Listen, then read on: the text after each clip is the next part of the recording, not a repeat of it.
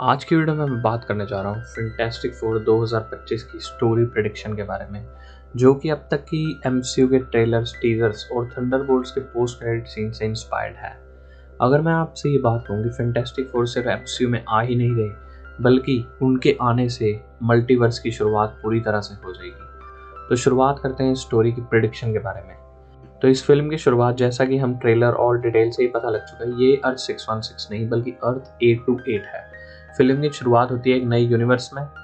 ये दुनिया 1960s की तरह दिखती है, लेकिन technology star Wars levels advanced है। यही रहते हैं वो चार लोग जो कि हमें ऑलरेडी पता है। रीड रिचर्ड्स, एक super genius inventor scientist, Sue Storm, biofield specialist और रीड की life partner, Johnny Storm, thrill loving pilot, Ben Grimm, ex soldier engineer और रीड का पुराना दोस्त। इन्हें भेजा जाता है एक मिशन पर, एक मल्टीवर्स रिफ्ट को एक्सप्लोर करने के लिए, जो उनकी दुनिया के एक्सिस्टेंस को थ्रेटन कर रहा है। पर जैसे ही वो कॉस्मिक रिफ्ट के पास पहुंचते हैं, उनका एनकाउंटर होता है गैलेक्टस की कॉस्मिक एनर्जी वेव से, और वही मोमेंट बन जाता है उनका ओरिजिन पॉइंट। और जैसा कि ये बात हम सब जानते हैं, और इस मूवी में इन सीन्स को दिखाया नहीं जाएगा, बल्कि सिर्फ एक बैक स्टोरी एक न्यूज़ चैनल के जरिए दिखाई जाएगी।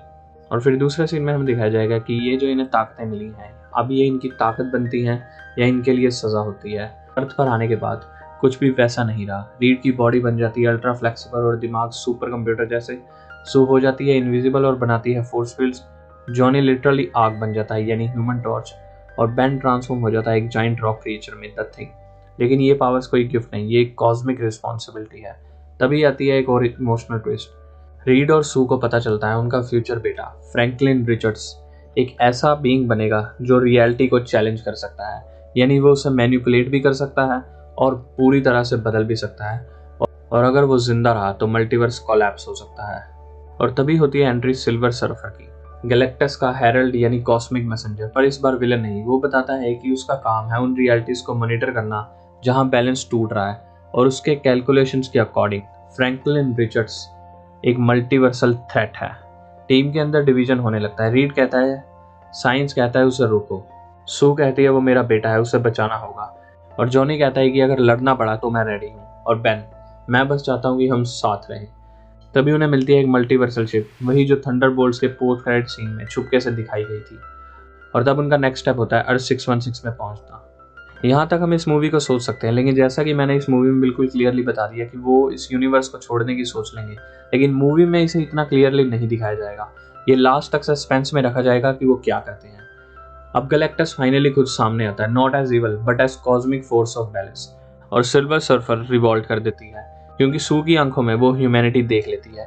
टीम का प्लान सिंपल है, मल्टीवर्सल शिप से अर्थ 616 में जंप करना, लेकिन कोई तो पीछे रह जाएगा। बेन ग्रिम कहता है मैं गेट क्लोज करूंगा, तुम लोग नई दुनिया में जाओ। रीड गैलेक्टस को डिले करता है और फाइनली सू, जॉनी और फ्रैंकलिन क्रैश करते हैं एमसीयू के अर्थ में। और तभी हमें दिखाया जाता है एक शैडोड फिगर को, वो इनकी लैंडिंग देख रहा होता है। इनमें से ये कौन हो सकता है? निक फ्यूरी या कैंग का वेरिएंट, या कोई तीसरी एंटिटी भी हो सकता है। मोस्ट प्रोबेबली ये निक फ्यूरी हो सकते हैं, क्योंकि कैंग का वेरिएंट जैसा कि हम सब जानते हैं, कैंग आने वाले फ्यूचर प्रोजेक्ट्स में शायद नहीं है, तो ये पॉसिबल होना थोड़ा मुश्किल है। लेकिन निक फ्यूरी वो जरूर हो सकते हैं। और तभी पोस्ट क्रेडिट सीन में दिखाया जाता है एक शैडोड फिगर स्क्रीन पर रिचर्ड्स को देख रहा है। रिचर्ड्स, तुम हमेशा भागना पसंद करते हो और मैं कंट्रोल करना। और ये होते हैं हमारे डॉक्टर डूम। और इसका पोस्ट क्रेडिट सीन, जो कि दूसरा भी हो सकता है, उसे भी हम सिर्फ अंदाजा ही लगा सकते हैं। एक वॉइस विस्पर होती है और वो कहता है कि अगर फ्रैंकलिन जिंदा रहा तो बियॉन्डर जाग जाएगा।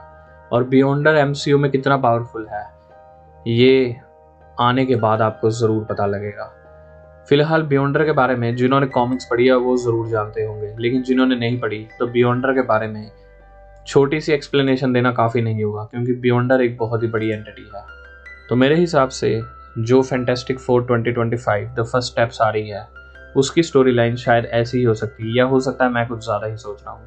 आपको क्या लगता है कि यही स्टोरी लाइन पॉसिबल हो सकती है या कुछ और होगी? नीचे कमेंट करके ज़रूर बताना। मिलते हैं आपसे अगली वीडियो में, तब तक के लिए जियो ज़िंदगी।